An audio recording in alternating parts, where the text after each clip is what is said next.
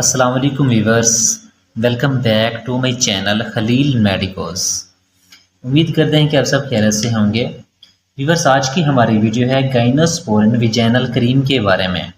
Viewers, اس کریم کا استعمال بھی پاکستان میں بہت زیادہ کروایا جاتا ہے۔ اس کا استعمال صرف اور صرف فیمیل یعنی کہ خواتین میں ہی کیا جاتا ہے۔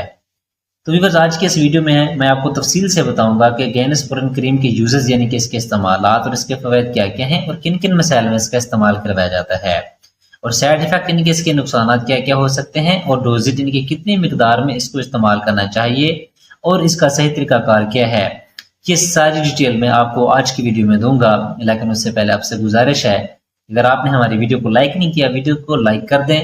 اگر آپ مزید ہیلتھ کے متعلق ویڈیو دیکھنا چاہتے ہیں تو ہمارے چینل کو بھی سبسکرائب کر دیں اور بیل آئکن کے بٹن کو بھی پریس کر دیں تاکہ ہماری ہر نیو ہونے والی ویڈیو کا نوٹیفیکیشن آپ کو بآسانی سے ملتا رہے۔ تو ویورز، اب ہم چلتے ہیں اپنے ٹاپک کی طرف۔ اس کا برانڈ نیم ہے گائنوسپورین ویجینل کریم۔ نبی قاسم فارما اس کو تیار کر رہی ہے، جو کہ ایک اچھی فارما ہے اور اس کی تمام ہی دوائیات بہت ہی اچھا اور زبردست رزلٹ فراہم کرتی ہیں۔ اگر قیمت کی بات کی جائے تو تقریباً 170 روپے میں 35 گرام کی پیک میں پاکستانی مارکیٹ میں اویلیبل ہے۔ اب ہم بات کرتے ہیں اس میں موجود دوا کی یعنی کہ کمپوزیشن کی بات کرتے ہیں۔ ویورز، اس میں دوا شامل کیا گیا اس کا نام ہے کلوٹرامازول۔ کلوٹرامازول بیسیکلی ایک اینٹی فنگل دوا ہے جو کہ مختلف فنگل انفیکشن کو ٹریٹ کرنے کے لیے استعمال ہوتی ہے۔ اس کے علاوہ یہ کچھ بیکٹیریا پر بھی اثر انداز ہوتی ہے۔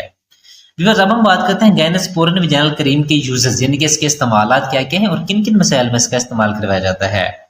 تو ویورز، سب سے پہلے اس کا استعمال ویجینل کینڈیڈیز، یہ بھی ایک یسٹ انفیکشن ہوتا ہے جو کہ پھپھوندی کی طرح ہوتا ہے، اور یہ بھی ایک فنگس کی قسم ہوتی ہے جو کہ ویجینا کو متاثر کرتی ہے، اور یہ ویجینا کے اندر والے حصے کو بھی متاثر کر سکتی ہے اور باہر والے حصے کو بھی متاثر کر سکتی ہے، جس کی وجہ سے پیشاب کرتے وقت شدید درد یا پھر جلن کی تکلیف محسوس ہوتی ہے۔ اس کے علاوہ مباشرات کرتے وقت شدید جلن یا پھر درد کی شکایت ہوتی ہے۔ تو اس طرح کی تمام کنڈیشن میں پھر ڈاکٹر حضرات گائنوسپورین ویجینل کریم کا استعمال کرواتی ہیں۔ تو ویورز، یہ تھے اس کے استعمال۔ اب ہم بات کرتے ہیں اس کے سائیڈ ایفیکٹس کے بارے میں۔ ویورز، کے زیادہ سائیڈ ایفیکٹ دیکھنے میں نہیں ملتے، لیکن چند ایک میں الرجک ریئیکشن دیکھنے کو مل سکتا ہے، یعنی کہ اس کے استعمال کے بعد آپ کے جسم پر کوئی الرجی وغیرہ یا پھر کوئی خارج یا پھر ریشز وغیرہ دیکھنے کو مل سکتے ہیں۔ اس کے علاوہ متاثرہ حصے پر یعنی کہ جہاں پر آپ لگاتے ہیں وہاں برننگ سینسیٹیشن ہو سکتی ہے، یعنی کہ آپ کو جلن وغیرہ ہو سکتی ہے۔ بعض اوقات پیٹ کے نچلے حصے میں درد وغیرہ بھی ہو سکتا ہے۔